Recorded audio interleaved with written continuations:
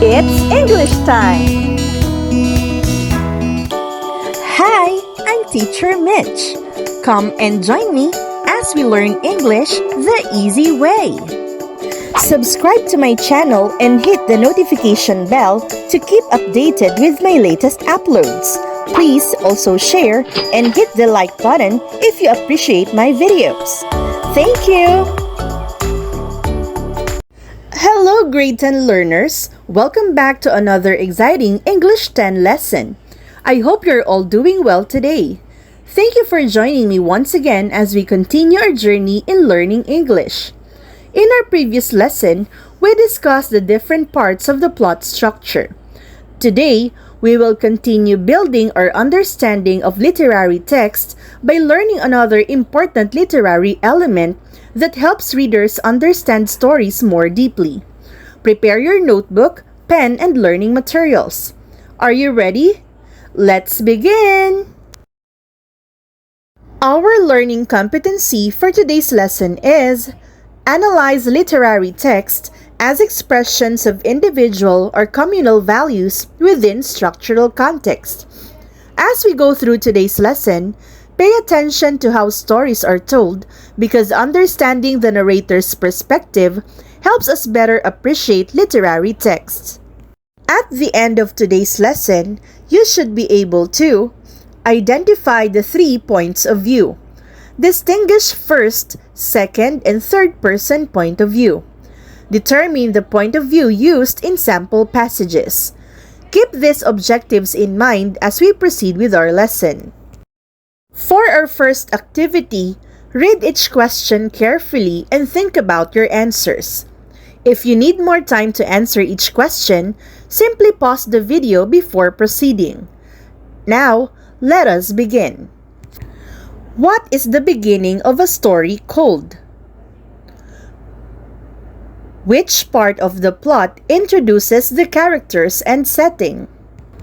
What part of the plot contains the main problem or conflict? What is the highest point of excitement or tension in a story? What part of the plot shows the events after the climax? What is the final outcome or ending of the story called? This time, you have to arrange the plot structure in the correct order. Here are the parts of the plot: resolution, rising action, climax, exposition, falling action. Arrange them from the beginning of the story up to its ending. Take your time. Pause the video if necessary before continuing. Once again, read each question carefully and think about your answers. Let us begin. True or false? The climax is usually the most exciting part of the story. True or false? The exposition comes after the resolution. Why is understanding plot structure important? Congratulations! You have completed our review activity. Whether you answered every question correctly or not, remember that reviewing previous lessons helps strengthen your understanding. Today, we will build upon that knowledge as we explore another important literary element. When reading a story, we usually pay attention to what happens. But have you ever asked yourself another important question? Who is telling the story? Is it one of the characters? Is it someone outside the story?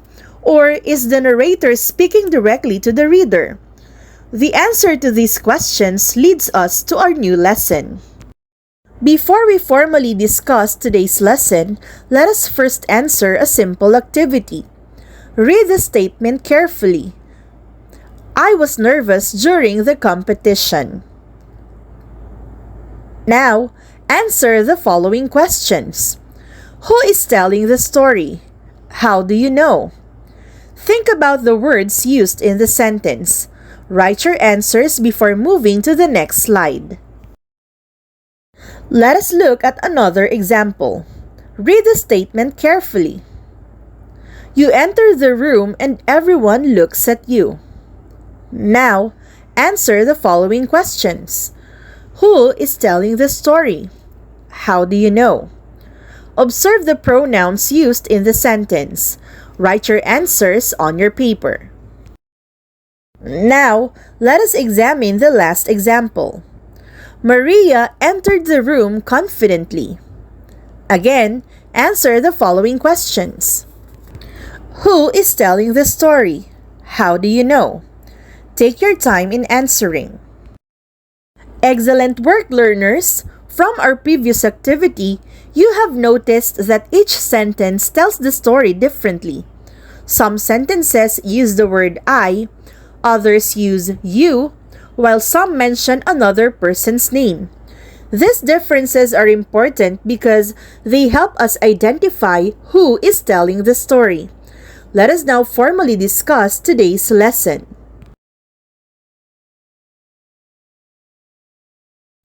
Point of view or POV refers to who is telling the story. It helps readers understand whose eyes, thoughts, and experiences are being shared. Now, let us understand this concept more clearly. Point of view, commonly called POV, refers to the perspective from which a story is told. In every literary text, there is someone who tells the events. This person is called the narrator. The narrator guides readers through the story by describing what happens, introducing the characters, and sharing thoughts, feelings, or observations. Understanding the point of view is important because it helps us recognize whose experiences we are following. It also influences how readers interpret the events and understand the emotions of the characters. As we continue our discussion, remember this important question. Who is telling the story? If you can answer that question, you are already identifying the point of view. Let us now discuss the first type of point of view. It uses the pronouns I, me, my, mine, we, us, and our. The narrator is a character in the story and tells events from their own experience. For example, I played chess against my opponent. Now, let's explain this further. The first-person point of view is used when the narrator is personally involved in the story. Instead of talking about someone else, the narrator shares his or her own experiences. Because the narrator personally experiences the events, readers are able to understand the narrator's thoughts, emotions, and feelings more clearly. Notice the pronouns used in the example. The words I, me, my, mine, we, us, and our are clues that the story is written in the first-person point of view. Look at the example once again. I played chess against my opponent. The narrator is talking about something that happened to him or her personally. Whenever you encounter these pronouns, ask yourself, is the narrator talking about his or her own experiences? If your answer is yes, then the story is written in the first-person point of view. Why use first-person POV? It shows personal thoughts and feelings. It creates a close connection with readers. Readers experience events directly through the narrator. These are the reasons why many authors choose to write stories using the first-person point of view. Because the narrator shares personal experiences, readers understand what the narrator is thinking and feeling. Readers often imagine themselves experiencing the events together with the narrator. As a result, stories written in the first-person point of view usually feel more personal and emotionally engaging. Now that we have learned about the first-person point of view, let us move on to the second type of point of view. It uses the pronouns you and your. The narrator speaks directly to the reader, making the reader feel part of the story. For example, you carefully move your chess piece. Now, let us discuss this further. The second-person point of view is unique because the narrator speaks directly to the reader.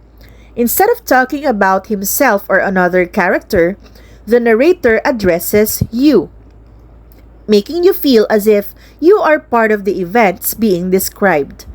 Imagine reading a story that says, "You carefully move your chess piece." As you read this sentence, you begin to imagine yourself sitting in front of the chessboard. It feels as though you are the one making the move. That is the purpose of the second-person point of view. It creates a more personal and interactive reading experience. Whenever you encounter the pronouns you or your, ask yourself, is the narrator speaking directly to the reader? If your answer is yes, then the passage is most likely written in the second-person point of view. Why use second-person POV? It makes readers feel involved. Common in instructions, directions, and interactive stories. It creates a personal experience for the audience. These are the reasons why writers sometimes choose the second-person point of view.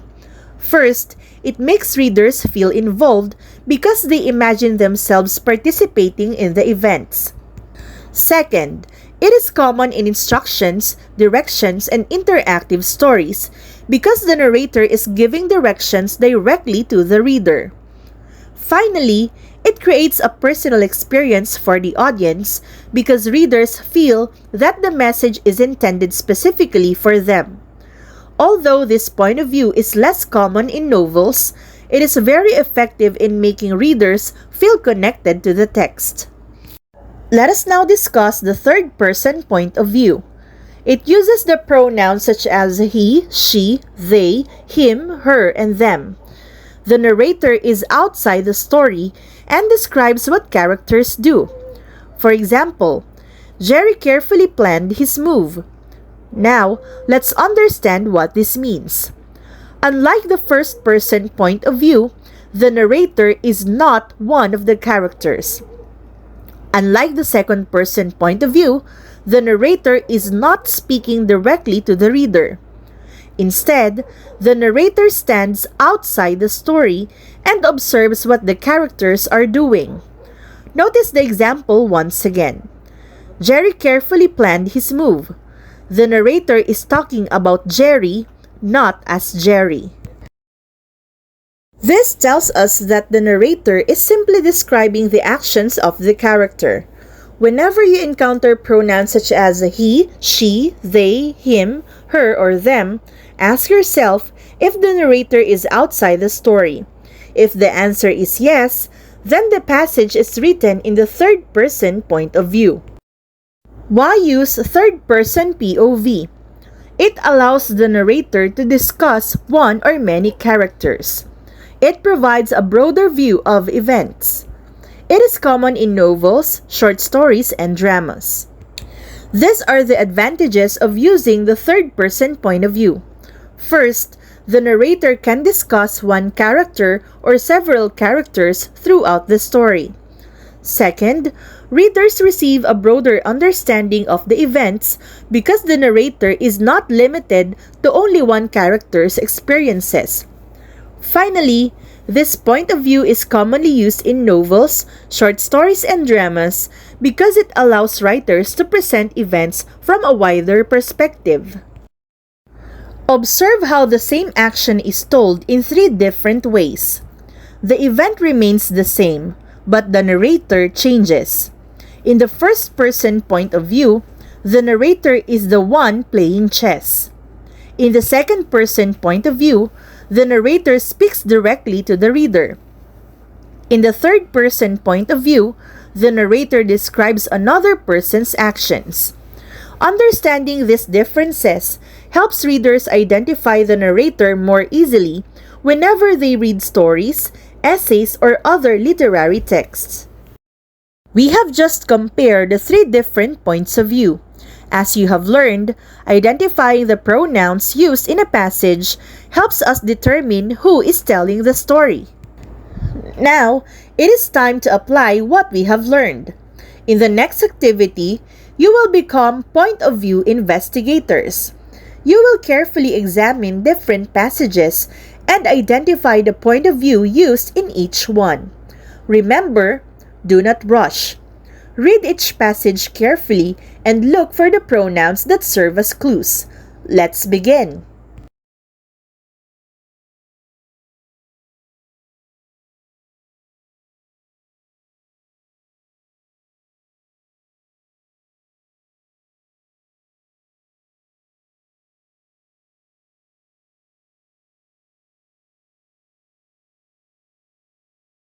This time, let us check what you have learned from today's discussion. What are the 3 points of view? How does point of view affect a story? Which point of view gives the most personal experience? Remember, there are no shortcuts in learning. The more you practice identifying the narrator's perspective, the easier it becomes to analyze literary text. Pause the video if you need more time to answer these questions. Before we proceed to the quiz, let us have one last review activity. Read each statement carefully and identify the point of view used. Remember to focus on the pronouns and determine who is telling the story. Let us begin.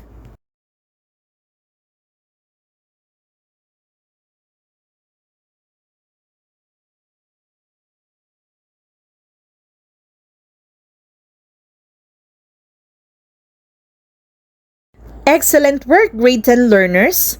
Now, it is time to check how well you understood today's lesson. In this short quiz, identify the point of view used in each of the 5 sample sentences. Read each sentence carefully and pay close attention to the pronouns and the narrator's perspective before writing your answer. If you need more time to think, simply pause the video. Good luck and let's begin!